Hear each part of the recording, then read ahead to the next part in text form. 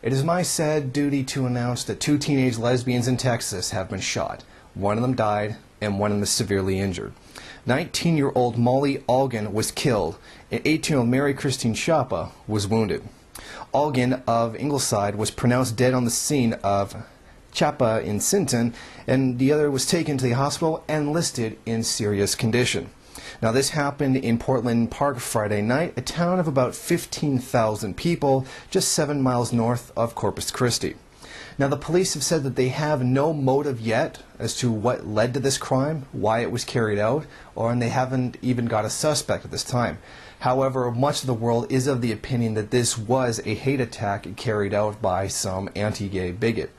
And this certainly does have the flavor of such as having happened, even though that there is no real evidence to back that up, as they haven't found a motive or even a suspect thus far. But I do personally feel that this was probably a hate attack carried out against 2 lesbians.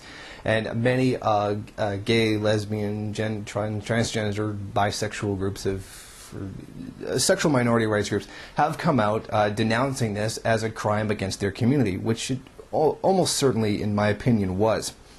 Now, I find, even though I thoroughly believe that this probably was an act of hate carried out against lesbians, I find it very ironic. If this indeed was carried out by some anti-gay activist, or the fact they presumed to murder, you probably call them a hate monger. 2 teenage girls were murdered. Why? Probably because they loved each other. I don't know if they were in love, but judging from some of the pictures online that are available of the 2, it certainly does appear though that they were in love. I mean, can we think about this? This was almost certainly done by a Christian fundamentalist.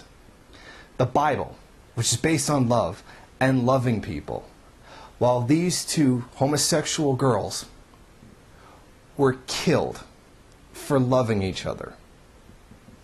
Think about that. Think about the seriousness of that. In all likelihood, these 2 girls were killed for loving.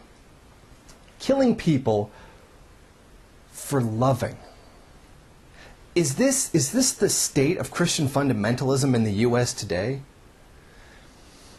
This is the kind of thing that, if you mention the persecution of homosexuals in America, they start saying about how, well, you know, it's not like it is in the Middle East. They name a particular country in this season now. It appears to be Iran.